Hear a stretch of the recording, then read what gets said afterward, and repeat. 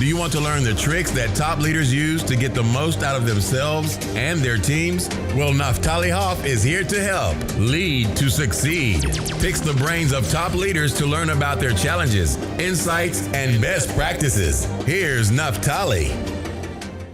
Hello, Lead to Succeed Nation. It's Naftali Hoff, and welcome to Lead to Succeed, episode 159. Today, I have the pleasure of speaking with Lisa Bodell.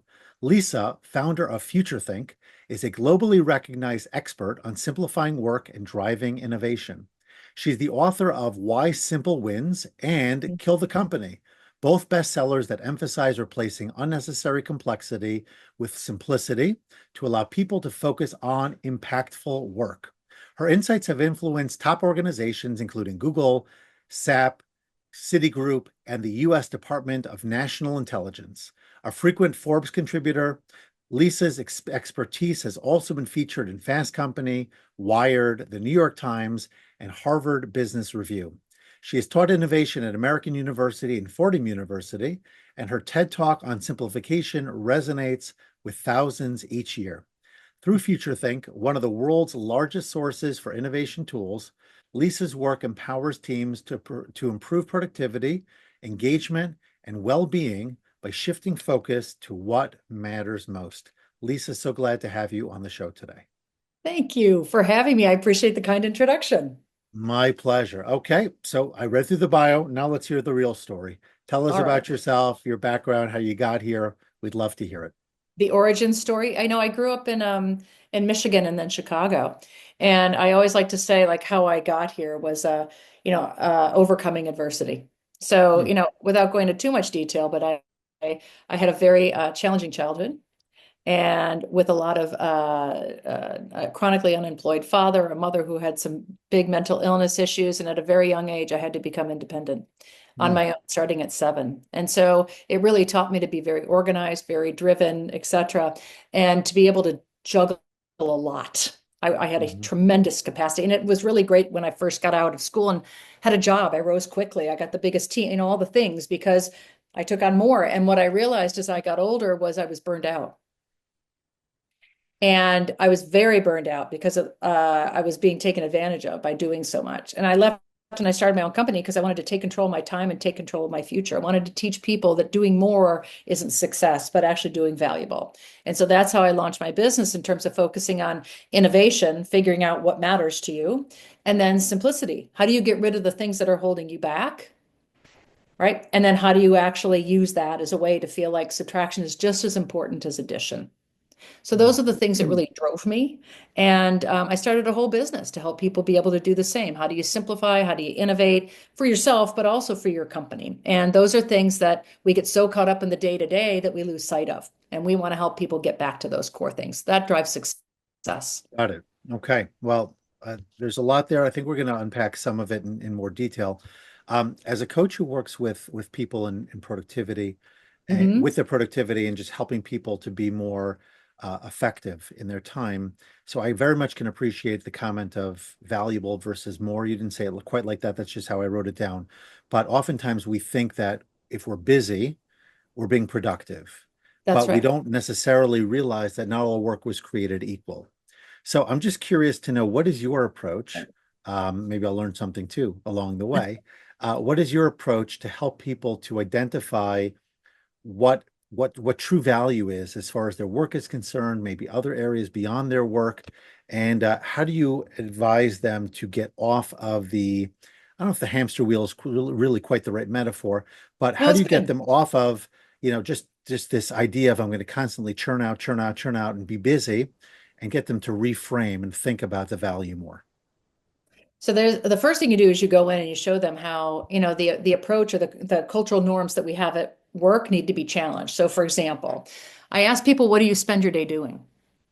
And 100% of the time, people answer meetings and emails. Now that is not very inspiring. They are drowning in the work. And then when I say, what do you wish you were doing?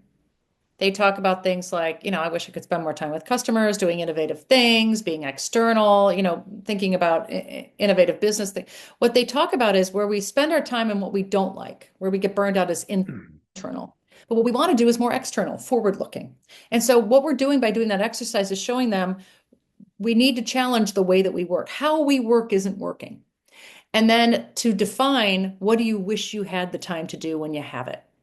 Because it's interesting, most people can complain about what they don't like, but they've never thought about what they want. So we start to talk about, when you realize at work, we are taught that being organized is going to get you time back and be simplified. That's not true. Right? It doesn't matter how much you organize all the crap you have if you shouldn't have that crap in the first place.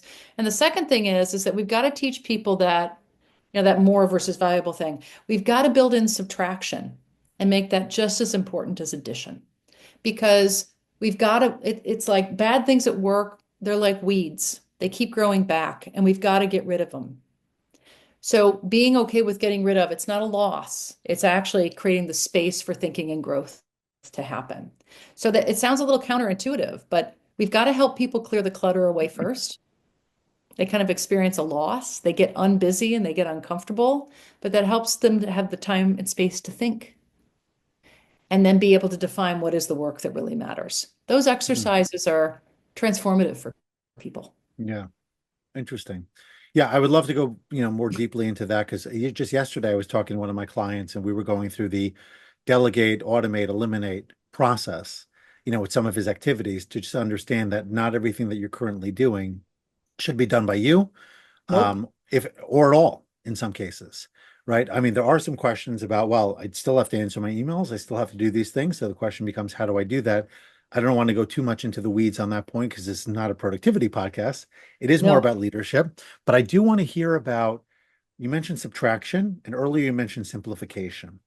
I don't know if you're using those terms interchangeably, if you mean two totally different things, but I'm curious to know, what did you mean specifically by simplification and why is that so critical to, So, to really drive forth? yeah, when you ask people, how many people wake up with a plan for what they want to do every day, and then realize at the end of the day they can't get done what they set out to do, everyone raises their hand. Like it's always the best of intentions. And what happens is so much of our day is hijacked by the unnecessary. And so it's about questioning the things that we're doing and giving people tools to get rid of them.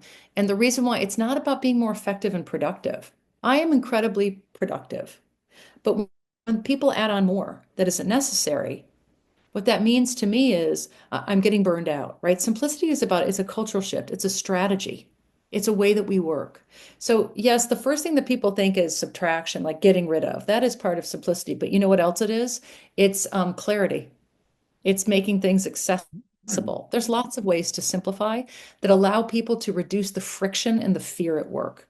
So leaders that are really strong don't just talk about more. They talk about valuable. They give people permission to challenge the way we work and challenge the status quo so they can get rid of what's not working. And they don't have ego attached to getting rid of. That's what happens with, I think, bad leaders, is that there's an ego attached to getting rid of because they feel like you're challenging them. They did something wrong. But the point is, some things are just outdated. They've outlived their time, and we need to make space for new. Good leaders know that it's good to challenge things, and that's what will Yeah. help them do. So what would be some specific questions that you would advise people to ask to determine whether or not the work that they're currently doing and the processes that they're using are the right way to go moving forward? Well, there's a few things, not just the questions, but I would say there's a few ways to go about it that are really interesting. So, one of the exercises we do all the time is called Kill a Stupid Rule. And it's like lighters at a concert. People get so excited. We say, what are the time sucks that you think are completely unnecessary that you would love to get rid of? What are the things that hold you back from being able to do what you wanted to do? What are the things that wouldn't be missed at all if you didn't do them ever again? Those things alone, people will have hundreds of ideas. And what's interesting is when you look at the ideas they come up with, none of them are rules. They're policies, they're habits. And so what's really cool is that allows them to realize some of the things that they do are things that we have control to get rid of. Right? No CEO is like, you must have 60-minute meetings. You're allowed to cut the time of your meetings and the frequency of your meetings. No CEO is saying that you have to have these inordinately complex reports. They just want the results. So we've got to give people the power around the how. And I just use Kill the Stupid Rule as one way that they can go with their teams to show that they're empowered, it's expected, and getting rid of can be cathartic. I think that's empowering. So let's go to an example where I don't have a CEO that is ego free at the moment. The ego is there. The ego is there. The empowerment is not yet there. But I know that I'm being invited to way too many meetings that I don't belong at. I know that I'm writing these reports that may not be necessary, certainly the duration, complexity, etc. So, what advice would you give to somebody who feels stuck in an environment where the CEO or their direct report has not yet figured it out? They want to self-empower. They want to be able to be more autonomous. They want to be able to go up and say, hey, I don't really belong at this meeting, or I'm not sure that this task is serving our purposes anymore, etc. But they weren't given permission. That's right. They weren't given permission. Well, there's a few ways to go about it. By the way, that's the number one question I get asked, which is, I want to do it, but my boss won't let me. So how do I sell this thing in? Mm-hmm. And well, one, there's some interesting ways you can do it, which is you can just call it something else. Like no boss, let me say it a different way. A bad boss might not want you to get rid of things because they have an ego or they feel like you're going to then waste your time on unimportant things. But if you go to the boss and you say, I've got a way that we can save lots of hours and dollars, I can really make this an efficiency expert. Can I do this? Then they're in. So it's the same thing, you just frame it differently. The other thing is you just kind of get into the vernacular. There's bosses that don't want to hear no, but they're okay with yes if. And that's different, right? People think that it's binary. I have to say yes to meetings or no to meetings. Well, yes if gives a new relationship around time. And what I mean by that is if the boss just continually is asking you to do something and your priorities get stacked and stacked, the next time it's asked, say, yes, I can do this if I can trade off my priorities, if I can get rid of X, Y, Z. And the reason that's important from a psychology perspective is because it invites a conversation around how people's time is used, right? You can't just take my time. You got to be able to work with me in terms of how I use it. Yeah. So those are a couple silly things, but I think that can be very helpful. Yeah, when I think about it or talk about it, I often talk about a plate, right? So our plate is full, it's a metaphor, but I say this is currently what's on my plate. These are all the different things I've got to deal with, and it's at least X number of hours. I think Stephen Covey talks about it too in the 7 Habits, having somebody that he wanted to, so to speak, dump some additional work on because the guy was very good and efficient and things like that. And he said, Steve, I'd love to do it, but these are all the things I already have, accounted for. And so I would need to take some things off of the plate in order to make room for this. Yeah. And Steve said, you know what? Let me ask somebody else. Because he didn't want to take that person away from the things he had already been committed to doing. So the boss, thinking the similar way, you present it to them, they may not even know. They may think that you're just not twiddling your thumbs, but they may think you just have extra time. That's and right. you have to They inform might. them. But you asked me what's a good question to ask is that if somebody, let's say you're the boss and you came to me and said, I need you to do this now, right? This is all about that unplanned and unnecessary. That's what really drives people crazy. People will work very hard for things that they feel have meaning. But where they get burned out is when they're constantly, right, given new priorities and change every day that they can't keep up. I would actually, if somebody asked me for my time, and you explain all the things you have on your plate, say back to them, I could do it, but I need to make a change. What would you suggest? Mm-hmm. Like make them help you Yeah. figure out how to do it versus I just have to do it.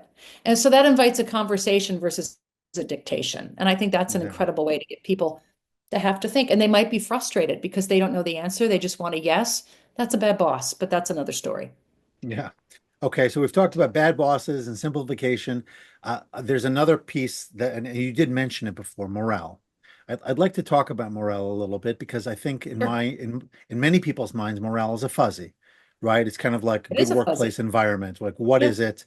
Yeah. And so, for example, when it comes to goal setting, I tell my clients, my mastermind members, et cetera, I say you never want to set a goal like, let's improve morale because you can't measure it. How? You don't, Yeah. right? Exactly. So you need to be able to say, what are the metrics? What are the components? How are we going to take steps forward? What are the elements that if I improve those will predictably result in improved morale as we understand it?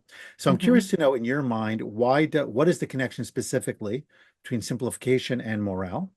And taking it more broadly, How would you advise any leader to improve the morale of their workplace? What is it for the most part that makes morale be lower than it should be?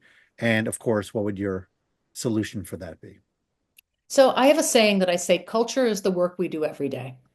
Most leaders spend their day when they hear we need morale. This is where they go to building culture in a performative way. And I think we do it all wrong, right? We need to have, an amazing office with these funky furniture and really colorful walls, and you can bring Lots your of team. coffee. Nobody cares. I mean, like they do care, but if that's all it took, Google would have 100% retention rate, and they don't. People want to do meaningful work. And so the reason I say culture is the work you do every day, if you go home at night and someone says, "What did you do all day?" and it's meetings and emails, that is your culture. You can say whatever bullshit thing you want in terms of your vision, but if what you do every day is meetings and emails, that is your culture. If, on the other hand, you have a leader that the work you do every day, or at least a majority of it, is uh, meeting with clients, brainstorming things, making a difference with new business models, that is your culture. It's the work you do every day. So we got to stop doing these. It doesn't matter how many yoga benefits I give to people if they can't get to it. The joke at Bloomberg was, they had all these meditation rooms put in because people were so burned out, but you couldn't get into them because they were full of people taking conference calls because they didn't have enough room in the conference rooms with too many Mm. meetings, right? So my point is that we've got to shift our relationship around culture. It's the work. That's how simplification ties in. You get rid of the unnecessary so people feel meaning. That's what drives culture. People will work really hard if they're doing meaningful work. We have to give the space to it. We have to stop being performative about benefit. Benefits is doing really cool work. That's what that is. And I think a leader that actually realizes that being able to challenge work, that really drives morale. People are burned, that we have a burnout epidemic right now. There are 8 in 10 people, this was a Mercer report burnout, 23% are depressed. Now Mm. that's kind of a downer, right? But the reality is that they are overwhelmed. We as leaders Mhm. have to help them not be overwhelmed. So here's something you can do to do that, by the way. If culture is the work you do every day, why don't we stop having during strategic planning? This is a big thing right now. I was talking with JP Morgan Chase about this last week. We're going to go in and we're going to have teams tell us all the things they're going to do next year, right? That's the goal of strategic, what's your plan, all the things you're going to accomplish. But we never ask them what they're going to stop doing. And companies now are asking them, mandating as part of their strategic plans, that they also have to say all the things they commit to stop doing. And that's a real psychological shift and empowering because they never think about that. Mhm. So Mhm. adding that in as part of the practice, that's a good leader. I want to know what you're going to stop doing. And it also gets rid of the excuses of why people say later, oh, I couldn't get to it because we had all these problems. You are empowered to get rid of things. Simplicity makes culture. It shifts Mm. it. Okay, so what would be some indicators? Let's say I'm relatively new to a company. I want to put things quote unquote on track, but Mhm. I don't really know where things lie. And oftentimes people put on a good face, et cetera, because they want to Mhm. please me. They want me to make feel happy, et cetera. How could I lift the curtain a little bit to understand truly where the morale is in my company, what the, what people are genuinely feeling, and begin the process of making progress around that? So I'll tell you a story of Pfizer, and I think this gets to engagement and being able to get things done. So one of the reasons that they rolled out a simplicity program, I mean, simplicity isn't the end all be all, but it's the start, right? It's getting rid of, and that is cathartic to people because they can't take on more. They did an employee engagement survey, and what was so ironic was they ranked really high in innovation, right? We're an innovative company, but you know what they ranked lowest in? Ability to get things done. And so that was a real aha for them because their attrition was so high and they couldn't figure out why, right? They have great benefits, the salaries are great. People were so frustrated that they're like, I'm out. And so that was a real warning to them. Like, wow, no one can get anything done. And the result of that, when they looked deeper, was people were they were just complacent, right? That's the presenteeism. That's the zombie people that they're showing up, but they're like, screw it. I'm not going to be able to get anything done. So I'll just go through the motions until I can find something better. That's when they realize the corollary between be able to do good work drives engagement. And they started this whole Kill a Stupid Rule program globally because they wanted to help people weed the garden around bad work to make space for good work. I'm not surprised, by the way, that they were able to come up with a vaccine quickly because they had cleared out the weeds, and that gives people focus, it gives them speed, and it gives them engagement. They worked very hard to do a big thing because they took down the barriers, right? The friction of the inability to get things done. People stayed. Their retention was much higher after they did that. Nice. So let's take it from global to individual for a minute, because I'm actually dealing with this now with a relative of mine, Oh, who has a hoarding problem. oh, So okay. I went into her apartment and together with another relative, just because there was so much clutter, just so much stuff. And I'm sorry. I'm sorry. she'd Yeah. been in a facility, and we were trying to get her back into her apartment, etc. Very complicated. And I see it. You see people from time to time, they drive their cars, and there's literally just enough space for them to drive like this, and the entire vehicle is full of stuff. And yes, it's a sickness for that people deal with, etc. But I guess my question is, we all on some level get attached to things, books, uh, projects we've worked on, et cetera, et cetera. And that's because we've invested so much into it. And now you're asking me to simplify, you're asking me to do away with, you're asking me to make meaningful changes, and I don't even recognize this new person. So from a psychological standpoint, what do leaders, and I guess anyone who's listening who might be struggling with this or want to do this, what do we have to be aware of? What are the things like the withdrawal syndrome symptoms, if you will, that we have to be thinking about for simplification to really take hold? Because one of the issues with change management is not so much that the idea is wrong, it's the process in which it's undertaken, and people That's right. just get so uncomfortable that they abort it before it can really take hold.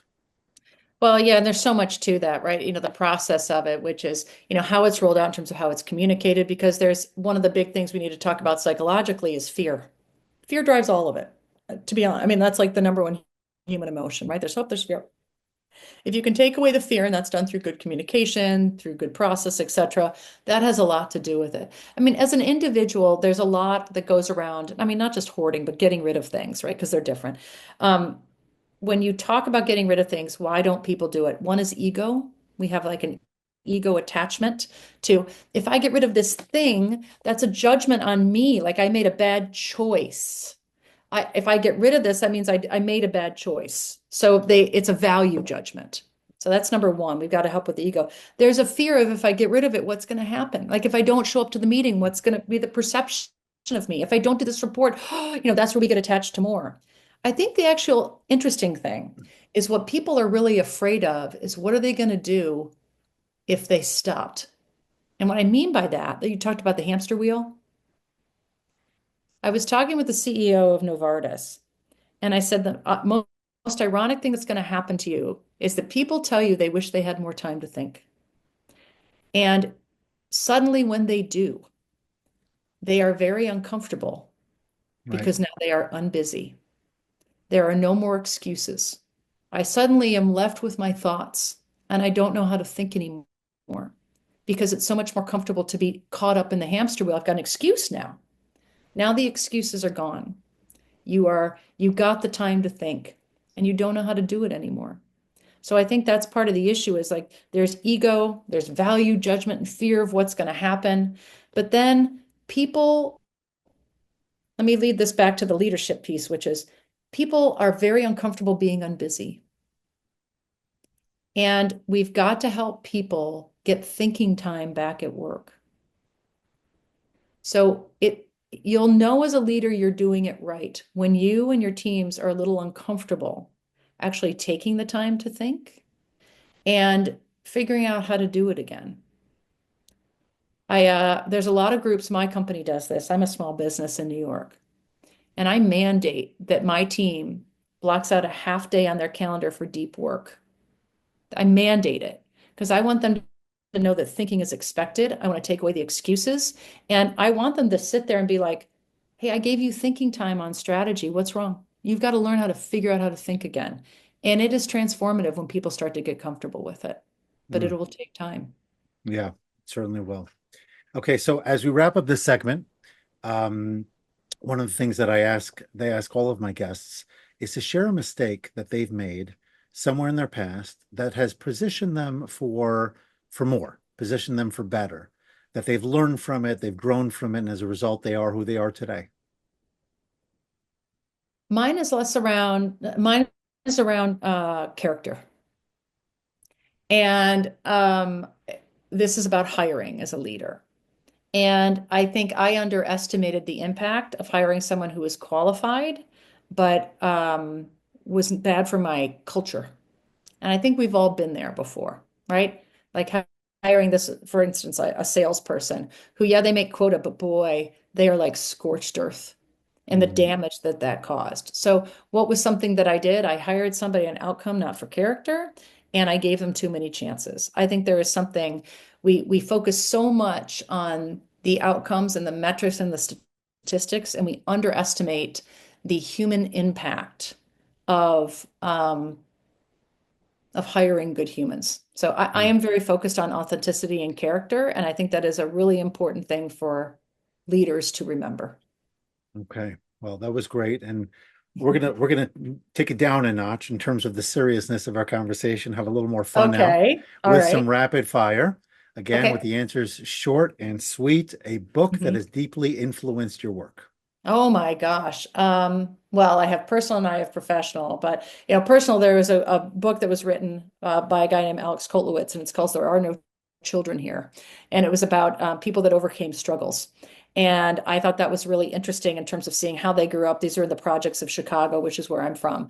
And reading that book to me, it was a very human story, but talking about overcoming barriers and that showing how people are really, they're resilient and they are willing to overcome very big challenges as long as you have a good leader. Hmm. Okay. Best part about working in the field of innovation. Mm. The innovative people I meet that had jobs I never thought existed. Interesting. Okay, one second here. My list got okay. If you weren't in this field, what would you be doing? I was going to be a social worker. Okay. A Yeah. hobby you wish you had more time for. Oh my Talk God. about making time. No, hiking. I would do it 5 hours a day. Wow. Most exciting future trend in the workplace. Mm. Curiosity, how that's coming back because of AI. One piece. I have to drill down on that one. What do you mean by that? How is AI stimulating curiosity? Because you can get any answer you want. Are you asking the right questions? Mm, So it's never okay. been more important to be human now. You And can't to ask the right rely on questions. That's actually there's a lot of gold in that. Shame we don't have more time on it, but I'm just highlighting that people should definitely think in those terms. There's a book that I listened to recently that talks about asking the right questions, and that's a very underappreciated skill. Yeah, At I least I agree. think so. Yep. Okay, one piece of advice for young professionals looking to make a meaningful impact in their work. Mm. Let's see. That I would say that challenging the status quo is very important because if you can come up with solutions for bosses, they will be very happy to let you do them. Your go-to comfort food. My go-to comfort food. Chocolate cake. Oh, nice. Okay. With chips? No, just kidding. A skill you'd love to learn. Skill I would love to learn. I would love to learn how to be a stand-up comedian. Okay. Favorite, well, yeah, favorite season and why? Season, not seasoning. Fall, because I think it's a very it's a season of transformation, believe it or not. And I really like that. Going into the hibernation, it's about getting ready to think. I love it. I actually would answer fall also. I used to say spring because of the rebirth, if you will, but I think the weather is just so much better in the fall and I it's so agree. colorful and nice. Okay, well, I'm gonna add one here just because you said it before. Your favorite place to hike.